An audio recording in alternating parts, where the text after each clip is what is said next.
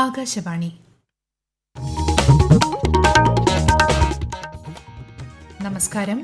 പ്രാദേശിക വാർത്തകൾ വായിക്കുന്നത് ഗീതു പ്രകാശ്.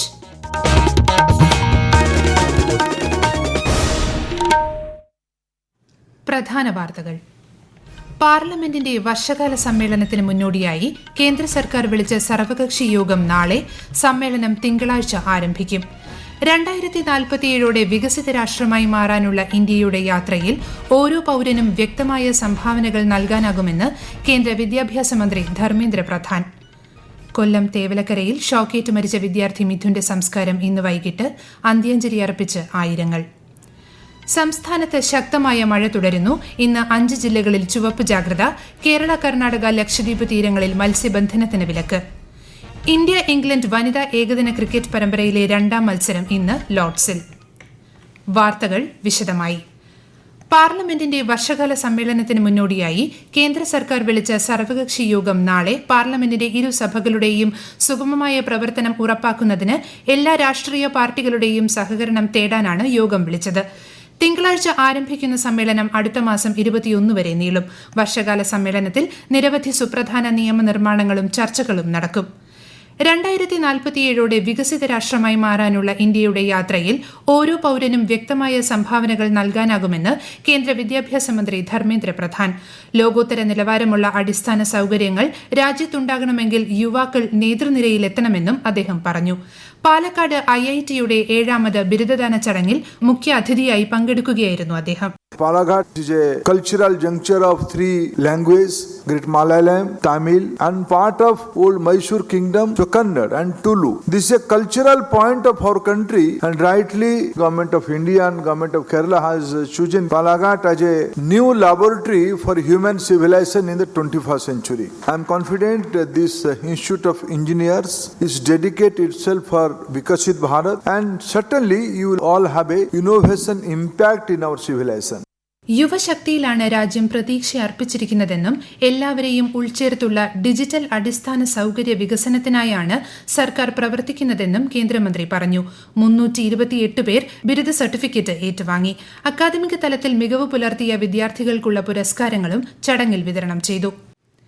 വ്യത്യസ്ത മേഖലകളിൽ അസാധാരണ കഴിവ് പ്രകടിപ്പിക്കുന്ന കുട്ടികളെ പ്രോത്സാഹിപ്പിക്കുന്നതിന് ഏർപ്പെടുത്തിയിട്ടുള്ള ഉജ്ജ്വല ബാല്യം പുരസ്കാരങ്ങൾ മന്ത്രി വീണ ജോർജ് വിതരണം ചെയ്തു. തിരുവനന്തപുരത്ത് നടന്ന ചടങ്ങിൽ ചൈൽഡ് ഹെൽപ്പ് ലൈൻ റീബ്രാൻഡിംഗ് സംസ്ഥാനതല ഉദ്ഘാടനവും മന്ത്രി നിർവഹിച്ചു. കല, കായികം, ശാസ്ത്രം, മാലിന്യ സംസ്കരണം, ധീരത തുടങ്ങിയ മേഖലകളിൽ മികവ് തെളിയിച്ച കുട്ടികളെയാണ് പുരസ്കാരത്തിന് പരിഗണിച്ചത്. കൊല്ലം തേവലക്കരയിൽ സ്കൂളിൽ ഷോക്കേറ്റ് മരിച്ച വിദ്യാർത്ഥി മിഥുന്റെ സംസ്കാരം ഇന്ന് വൈകിട്ട് നടക്കും. മിഥുന്റെ അമ്മ സുജ ഇന്ന് രാവിലെ കൊച്ചിയിലെത്തി. തേവലക്കര സ്കൂളിൽ പൊതുദർശനത്തിന് വച്ച മൃതദേഹത്തിൽ നിരവധി പേർ അന്ത്യാഞ്ജലി അർപ്പിച്ചു. കൊല്ലത്ത് വിദ്യാർത്ഥി ഷോക്കേറ്റ് മരിച്ച സംഭവത്തിന്റെ പശ്ചാത്തലത്തിൽ വിദ്യാലയങ്ങളുടെ സുരക്ഷാസ്ഥിതി അറിയുന്നതിനായി സുരക്ഷാ ഓഡിറ്റിംഗിന് കോൺഗ്രസ് തുടക്കം കുറിക്കുന്നതായി പ്രതിപക്ഷ നേതാവ് VD സതീശൻ. 30 ചോദ്യങ്ങളുള്ള ഒരു മാതൃകാ രൂപം തയ്യാറാക്കി വിവരങ്ങൾ ശേഖരിക്കാനാണ് ഉദ്ദേശിക്കുന്നതെന്നും അദ്ദേഹം പറവൂരിൽ മാധ്യമങ്ങളോട് പറഞ്ഞു. കുടുംബശ്രീയെ കൂടുതൽ സജീവമാക്കുന്നതിനായി ആരംഭിച്ച 50+ ക്യാമ്പയിൻ ശ്രദ്ധേയമാകുന്നു. ഇതിന്റെ ഭാഗമായി കുടുംബശ്രീ കണ്ണൂർ ജില്ലാ മിഷന്റെയും ADS-കളുടെയും നേതൃത്വത്തിൽ അയൽക്കൂട്ടങ്ങൾ കേന്ദ്രീകരിച്ചുള്ള പ്രവർത്തനങ്ങൾക്ക് തുടക്കമായി. കൂടുതൽ വിവരങ്ങളുമായി ആകാശവാണി കണ്ണൂർ ജില്ലാ പ്രതിനിധി KO ശശിധരൻ. സംസ്ഥാനത്തെ 50 ലക്ഷം കുടുംബങ്ങളിലേക്ക് കുടുംബശ്രീയെ എത്തിക്കുക എന്നതാണ് പ്രചരണ പരിപാടിയിലൂടെ ലക്ഷ്യമിടുന്നത്. അയൽക്കൂട്ടങ്ങൾ ഗണ്യമായി കുറവുള്ള തീരദേശ മേഖല, ആദിവാസി മേഖല, ഭാഷാ ന്യൂനപക്ഷമായ തമിഴ്, കന്നഡ മേഖലകൾ, അയൽക്കൂട്ടങ്ങൾ കുറവുള്ള CDS-കൾ എന്നിവിടങ്ങളിലാണ് പ്രവർത്തനം കൂടുതലായി നടക്കുന്നത്. സംസ്ഥാനത്ത് സജീവമായി പ്രവർത്തിക്കുന്ന അയൽക്കൂട്ടങ്ങളുള്ള ജില്ലയാണ് നിലവിൽ കണ്ണൂർ. പ്രത്യേക പദ്ധതിയുടെ ഭാഗമായി ആറളം തദ്ദേശീയ മേഖലയിലും മികച്ച രീതിയിൽ കുടുംബശ്രീ പ്രവർത്തിച്ചു വരുന്നുണ്ട്. ഈ മാസം 25-ന് പ്രചാരണ പരിപാടി പൂർത്തിയാവും. തദ്ദേശീയ മേഖലയിൽ നിലവിലുള്ളതും അന്യം നിന്നു പോകുന്നതുമായ പാരമ്പര്യ കലകൾക്ക് പുതുജീവൻ നൽകാൻ ജനഗൽസ പദ്ധതിയുമായി കുടുംബശ്രീ. തനതായ കലാരൂപങ്ങളിൽ നിന്നും വരുമാനദായക സംരംഭ രൂപീകരണമാണ് പ്രധാനമായും ലക്ഷ്യമിടുന്നത്. നിലവിൽ കുടുംബശ്രീ നടപ്പാക്കുന്ന ട്രൈബൽ പദ്ധതിക്ക് കീഴിലെ അർഹരായ മുഴുവൻ ഗുണഭോക്താക്കളെയും ഇതിനായി കണ്ടെത്തും. കേന്ദ്ര സർക്കാരിന്റെ വിവിധ ജൻസുരക്ഷാ പദ്ധതികളെക്കുറിച്ചുള്ള ബോധവൽക്കരണവും അംഗങ്ങളെ ചേർക്കുന്നതിനുള്ള ക്യാമ്പുകളും കണ്ണൂർ ജില്ലയിൽ പുരോഗമിക്കുന്നു. കേന്ദ്ര ധനകാര്യ മന്ത്രാലയത്തിന്റെ സാമ്പത്തിക ഉൾച്ചേർക്കൽ പൂർത്തീകരണ പദ്ധതിയുടെ ഭാഗമായാണ് ക്യാമ്പയിൻ. ജൻധൻ യോജന, പ്രധാനമന്ത്രി ജീവൻ ജ്യോതി ബീമ യോജന, സുരക്ഷാ യോജന, അടൽ പെൻഷൻ യോജന തുടങ്ങിയ പദ്ധതികളെക്കുറിച്ച് വിദഗ്ധർ വിശദീകരിക്കും. സെപ്റ്റംബർ 30 വരെയാണ് പരിപാടി. കോഴിക്കോട് കാവിലുംപാറ കരിങ്ങാട് ജനവാസ മേഖലയിൽ ഇറങ്ങിയ കാട്ടാനക്കുട്ടിയെ മയക്കുവെടി വയ്ക്കുമെന്ന് മന്ത്രി A.K. ശശീന്ദ്രൻ. വെറ്റിനറി സർജൻമാർ സ്ഥലത്തെത്തി ആനയുടെ ആരോഗ്യസ്ഥിതി പരിശോധിക്കും. ആവശ്യമെങ്കിൽ കുങ്കിയാനകളെ എത്തിക്കുമെന്നും മന്ത്രി കോഴിക്കോട് മാധ്യമങ്ങളോട് പറഞ്ഞു. ഇന്നലെ കാട്ടാനക്കുട്ടിയുടെ ആക്രമണത്തിൽ ഒരാൾക്ക് പരിക്കേറ്റിരുന്നു. ഈ വാർത്തകൾ ആകാശവാണിയിൽ നിന്ന്. ആകാശവാണി വാർത്തകളും വാർത്താധിഷ്ഠിത പരിപാടികളും all India radio news Thiruvananthapuram YouTube ചാനലിലും all India radio news Thiruvananthapuram Facebook പേജിലും AR News_ തിരുവനന്തപുരം ഇൻസ്റ്റഗ്രാം അക്കൌണ്ടിലും AR News_TVM X ഹാൻഡിലും ലഭ്യമാണ്. ആകാശവാണി തിരുവനന്തപുരം പ്രാദേശിക വാർത്താ വിഭാഗം അവതരിപ്പിക്കുന്ന പ്രത്യേക പരിപാടിയായ നല്ല വാർത്ത എല്ലാ ശനിയാഴ്ചയും വൈകുന്നേരം 6:40 പ്രക്ഷേപണം ചെയ്യുന്നു. ഇന്ന് 6:30 പ്രാദേശിക വാർത്തകൾക്ക് ശേഷം നല്ല വാർത്ത കേൾക്കാവുന്നതാണ്. പ്രധാനമന്ത്രി നരേന്ദ്രമോദി ആകാശവാണിയിലൂടെ ജനങ്ങളുമായി ആശയങ്ങൾ പങ്കുവയ്ക്കുന്ന പ്രതിമാസ റേഡിയോ പ്രഭാഷണ പരിപാടി മൻ കി ബാത്ത് ഈ മാസം 27 രാവിലെ 11 മണിക്ക് പ്രക്ഷേപണം ചെയ്യും. പരിപാടിയുടെ 124ാം പതിപ്പാണിത്. പൊതുജനങ്ങൾക്ക് നരേന്ദ്രമോദി ആപ്പിലൂടെയും MyGov ഓപ്പൺ ഫോറത്തിലൂടെയും 1800117800 എന്ന ടോൾ ഫ്രീ നമ്പറിലും ഈ മാസം 25 വരെ അഭിപ്രായങ്ങളും ആശയങ്ങളും അറിയിക്കാവുന്നതാണ്. ലക്ഷദ്വീപിലെ ബിത്ര ദ്വീപ് സൈനിക ആവശ്യങ്ങൾക്ക് ഏറ്റെടുക്കുന്നത് സംബന്ധിച്ച സാമൂഹിക ആഘാത പഠനം നടത്താൻ ലക്ഷദ്വീപ് ഭരണകൂടം ഉത്തരവിറക്കി. 2 മാസത്തിനുള്ളിൽ ഗ്രാമസഭകൾ ഉൾപ്പെടെ വിശദമായ കൂടിയാലോചനകൾ നടത്താനാണ് തീരുമാനം.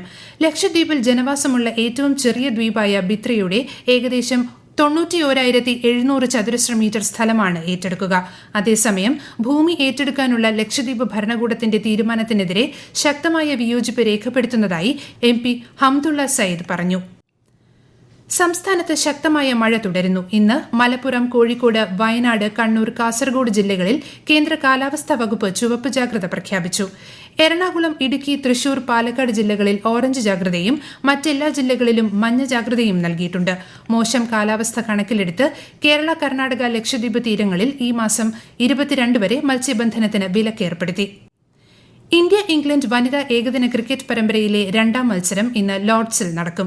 വൈകിട്ട് 3:30 മത്സരം. പരമ്പരയിലെ ആദ്യ മത്സരത്തിൽ ഇന്ത്യയ്ക്കായിരുന്നു ജയം. സ്വർണ്ണവില കൂടി. പവന് 160 രൂപ വർദ്ധിച്ച് 73,360 രൂപയും ഗ്രാമിന് 9,170 രൂപയുമാണ് ഇന്നത്തെ വില. പത്തനംതിട്ട ജില്ലയിൽ H1N1 പനി പടരുന്ന പശ്ചാത്തലത്തിൽ ജാഗ്രത പാലിക്കണമെന്ന് ആരോഗ്യവകുപ്പ്. രോഗലക്ഷണങ്ങൾ തുടക്കത്തിലെ തിരിച്ചറിഞ്ഞ് കൃത്യസമയത്ത് ചികിത്സ തേടണമെന്നും ആരോഗ്യ വിഭാഗം മുന്നറിയിപ്പ് നൽകി. വിശദാംശങ്ങളുമായി ആകാശവാണി പത്തനംതിട്ട ജില്ലാ പ്രതിനിധി Sreeji S. Sreedhar. Influenza virus കാരണമുണ്ടാകുന്ന രോഗമാണ് H1N1 പനി. തുമ്മൽ, തൊണ്ടവേദന, മൂക്കൊലിപ്പ്, ചുമ, ശ്വാസതടസ്സം, ഛർദി എന്നിവയാണ് രോഗലക്ഷണങ്ങൾ.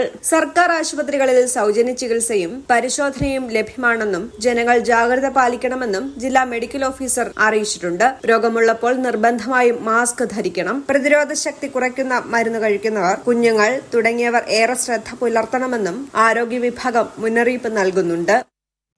തദ്ദേശ സ്വയംഭരണ വകുപ്പിൽ സംസ്ഥാന തലത്തിൽ 433 എൻട്രി കേഡർ ഒഴിവുകൾ കൂടി ഒരാഴ്ചയ്ക്കകം PSCക്ക് റിപ്പോർട്ട് ചെയ്യാൻ അടിയന്തര നിർദ്ദേശം നൽകിയതായി മന്ത്രി MP രാജേഷ്.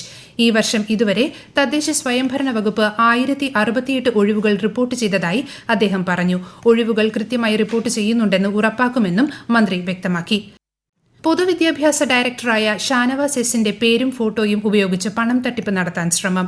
+84 7799700509 എന്ന നമ്പറിൽ വാട്സ്ആപ്പ് ബിസിനസ് അക്കൌണ്ട് വ്യാജമായി നിർമ്മിച്ച് പണം ആവശ്യപ്പെട്ടുകൊണ്ട് സന്ദേശങ്ങൾ അയച്ചതായി പൊതുവിദ്യാഭ്യാസ ഡയറക്ടർ പോലീസ് മേധാവിക്കും സൈബർ സെല്ലിനും പരാതി നൽകി. പ്രധാന വാർത്തകൾ വീണ്ടും. പാർലമെന്റിന്റെ വർഷകാല സമ്മേളനത്തിന് മുന്നോടിയായി കേന്ദ്ര സർക്കാർ വിളിച്ച സർവകക്ഷി യോഗം നാളെ. സമ്മേളനം തിങ്കളാഴ്ച ആരംഭിക്കും. 2047 വികസിത രാഷ്ട്രമായി മാറാനുള്ള ഇന്ത്യയുടെ യാത്രയിൽ ഓരോ പൌരനും വ്യക്തമായ സംഭാവനകൾ നൽകാനാകുമെന്ന് കേന്ദ്ര വിദ്യാഭ്യാസ മന്ത്രി ധർമ്മേന്ദ്ര പ്രധാൻ. കൊല്ലം തേവലക്കരയിൽ ഷോക്കേറ്റ് മരിച്ച വിദ്യാർത്ഥി മിഥുന്റെ സംസ്കാരം ഇന്ന് വൈകിട്ട് അന്ത്യാഞ്ജലി അർപ്പിച്ച് ആയിരങ്ങൾ. സംസ്ഥാനത്ത് ശക്തമായ മഴ തുടരുന്നു. ഇന്ന് 5 ജില്ലകളിൽ ചുവപ്പ് ജാഗ്രത. കേരള, കർണാടക, ലക്ഷദ്വീപ് തീരങ്ങളിൽ മത്സ്യബന്ധനത്തിന് വിലക്ക്. ഇന്ത്യ ഇംഗ്ലണ്ട് വനിതാ ഏകദിന ക്രിക്കറ്റ് പരമ്പരയിലെ 2ാം മത്സരം ഇന്ന് ലോർഡ്സിൽ. പ്രാദേശിക വാർത്തകൾ കഴിഞ്ഞു. അടുത്ത വാർത്താ പ്രക്ഷേപണം 12:50.